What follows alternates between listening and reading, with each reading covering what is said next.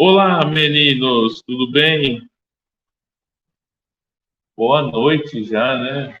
Eita, estamos chegando aqui na aula número 8,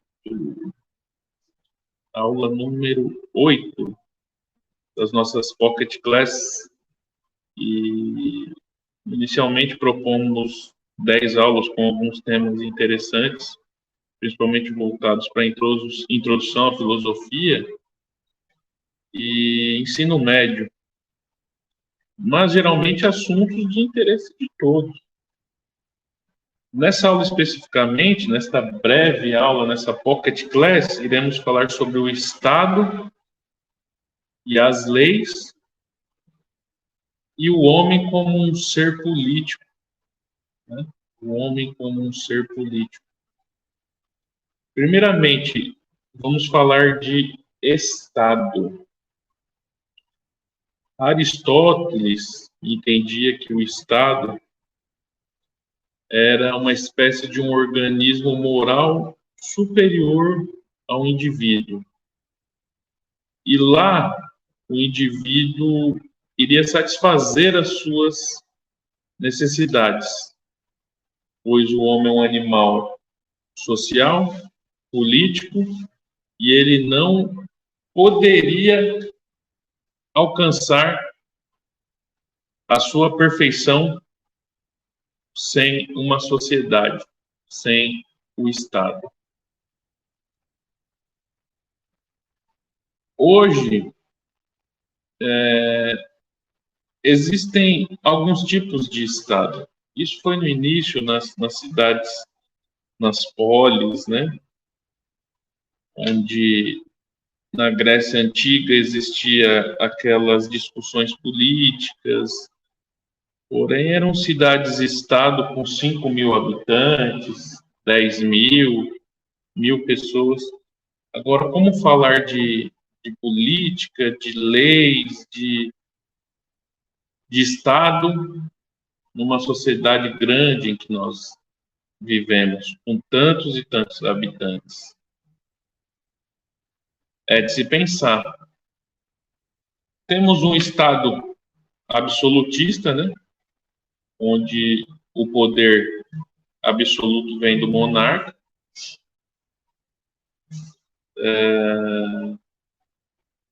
Talvez a Inglaterra viva assim hoje, com o rei Charles, com o recente falecimento da rainha Elizabeth.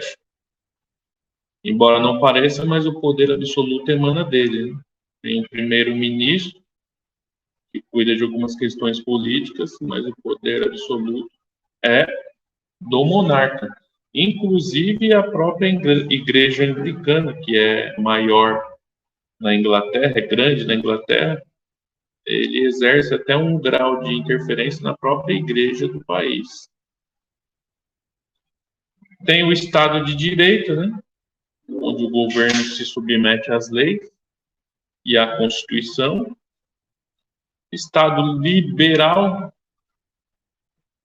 onde não há uma intervenção do Estado na economia.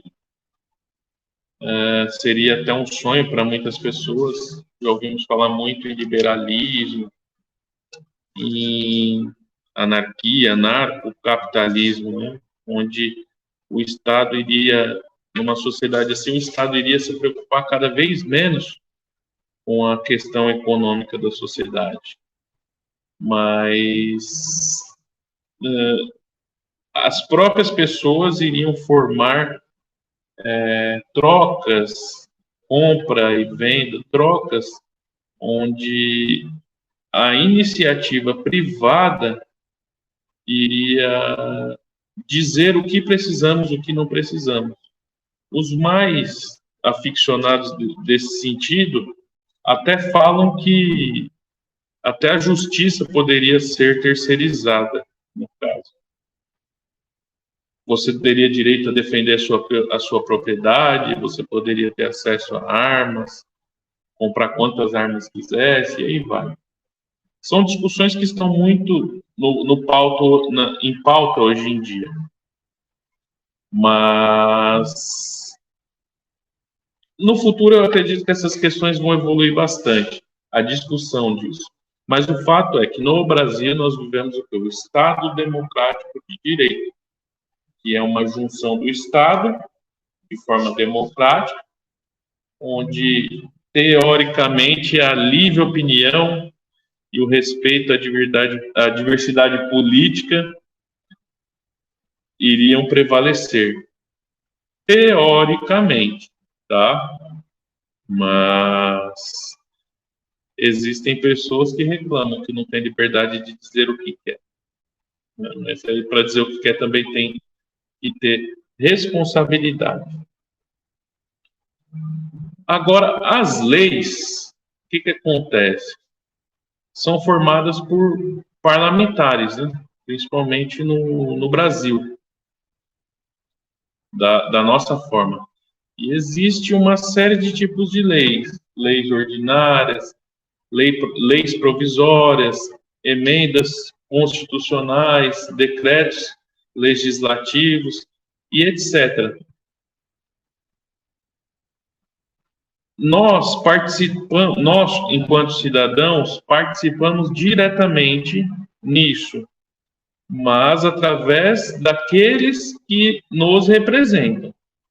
Não necessariamente nós vamos lá para votar sobre isso. Os parlamentares que nós escolhemos é que vão discutir sobre esse tipo de coisas.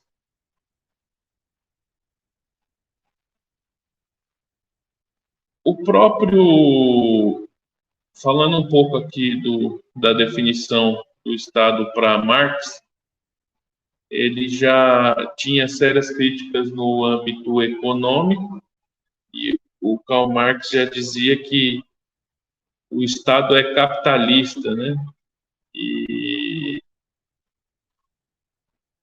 que as necessidades principais vão ser refletidas apenas na economia, mas que o Estado deveria se preocupar mais com as pessoas, que a sociedade capitalista exige uma apropriação dos meios de produção e aquela coisa toda. Vocês vão estudar isso no decorrer do ensino médio e até na faculdade. E o Karl Marx vai ficar sempre presente em vocês, em algumas coisas que vocês vão ver. Mas cabe a vocês futuramente pensar e refletir exatamente, né, na teoria marxista, o que ela pode significar ou não. Agora, o homem é um animal político. Por quê? Porque da interação dos seres humanos, das coisas que nós vivemos enquanto indivíduos, surgiu a necessidade de se construir as coisas, de se fazer coisas. Digamos, imagine que num determinado tempo, num determinado período, nós vivêssemos num lugar. E aí nós comíamos tudo que tinha ali disponível, as frutas, as plantas, os animais e aquela coisa toda, e íamos embora para outro lugar.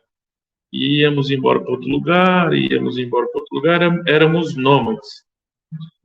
Com o tempo, nós passamos a deter a tecnicidade, a técnica da agricultura. E aí começamos a estabelecer o quê? Estabelecer bases, ficar nos lugares. Então, antes eu ficava num lugar por 6 meses, eu não precisava fazer uma casa muito boa. Mas, quando eu comecei a ficar num lugar diretamente, eu falei, poxa, agora eu tenho necessidade de fazer casas melhores. E assim o meu vizinho, e assim o outro, e assim o outro. E essas situações aconteciam de uma forma que, quando tinham poucas pessoas, eram até fáceis de conduzir. Mas conforme foram crescendo nascendo mais e mais pessoas, mais e mais pessoas. Foi necessário ter pessoas envolvidas diretamente nas coisas do bem comum, né? E aí esse bem comum envolve o quê? O interesse de todos, o que seria melhor para todos. Só que, por exemplo, uma pessoa trabalhava só com madeira, a outra só com pedra, a outra só com ferro. E aí eu não queria gastar tempo para pensar sobre a sujeira da água que tem no nosso rio. E eu ia lá e fazia xixi no rio, e levava a minha esposa e os meus filhos, e eles faziam cocô, e o vizinho também, e aquela coisa. E a água que era o bem de todos ia começando a sujar, a atrapalhar. E eu, como uma pessoa que trabalhava com madeira, não ligava muito para isso, mas a pessoa que trabalhava com água diretamente, com agricultura, ela precisava daquela água ali. Então foram surgindo conexões de interesse comum e de bom comum para reger os homens. Só que, no meio dessas situações, alguns diziam: eu não quero saber disso, eu não estou nem aí, eu vou lá no rio mesmo e acabou, levo meu cachorro para cagar lá e acabou. Aí o outro: não, então eu também não ligo para isso, babá, e o rio foi sujando. E aí veio o quê? A necessidade da formação das leis, porque a lei é uma força que move as pessoas, que obriga as pessoas a fazerem determinada coisa. Só que os espertinhos podem dizer assim: mas eu não sabia que levar o cachorro no rio para cagar era errado. Não tem problema. A lei não vai beneficiar aqueles que dormem, digamos assim, tem uma máxima do direito. E você não pode alegar desconhecimento da lei.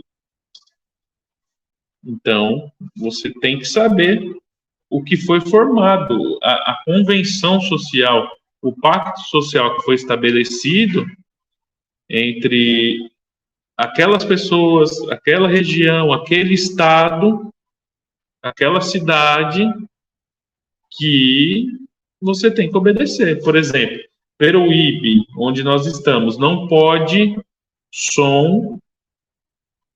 Em todos os lugares tem uma lei de perturbação do silêncio. Mas em Peruíbe especificamente, a lei é uma lei municipal. Nós temos a lei municipal, lei estadual e lei federal. A lei municipal tem a ver com o município. A estadual com o estado que nós estamos, digamos, o estado de São Paulo, Paraná e assim por diante. E a lei federal, que implica no Brasil.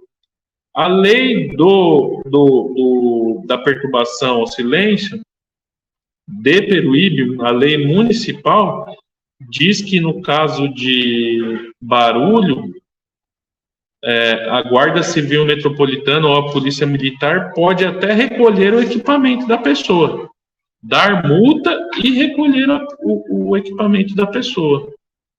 Ou seja, se você está fazendo barulho, muito barulho, após as 10 da noite, e alguém chegou lá para te autuar, para te multar, para tirar aquele equipamento, você não pode dizer que você tinha desconhecimento daquilo.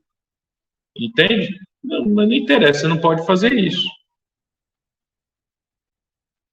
Porque, no final das contas, tem um sentido em tudo isso. Quando falamos desse animal político, dessa interação de Estado, lei, do homem enquanto um animal político, as pessoas podem se unir, tem o princípio da solidariedade, né? Da participação e até mesmo da ordem. Porque se não existir ordem, se não existir um freio para as pessoas, de repente nós faríamos o que quiséssemos. E aí é que estaria o perigo? O que é o que eu quero? O que é o que o outro quer? Então, a lei existe para isso. E a moral e a ética vai discutir as relações entre isso. Certo, pessoal? Isso é muito complexo. Mais para frente, vocês podem se aprofundar no conhecimento de filosofia ou até mesmo de direito. Como eu sempre disse, a filosofia é um início para muitas coisas, ou para quase todas as coisas, ou todas as coisas. E aí os ramos do conhecimento são diversos. E aí daquela matriz de uma coisa só temos muitos outros e outros campos. Mas vocês estão na época de pensar sobre isso. Talvez com 40 anos, 30 anos, cheguemos a de fato, a nos conhecer completamente, a ter uma noção do que queremos, do que não queremos. Mas o quanto mais cedo tivermos noção do que queremos para a nossa vida, no sentido profissional, do que eu quero estudar, do que eu gosto, é interessante. Podemos nos descobrir mais e mais. No mínimo, conhecimento nunca é perdido. No mínimo, nós vamos aprender bastante sobre uma coisa e outra. Mas aí é uma dor de cabeça que os senhores têm que ter consigo mesmos e com os seus posteriores, pai e mãe, discutir, perguntar, irmão mais velho, e até mesmo os professores, que vão estar sempre aqui para orientar. E nós já passamos muito do nosso tempo e vamos encerrar por aqui. Um abraço!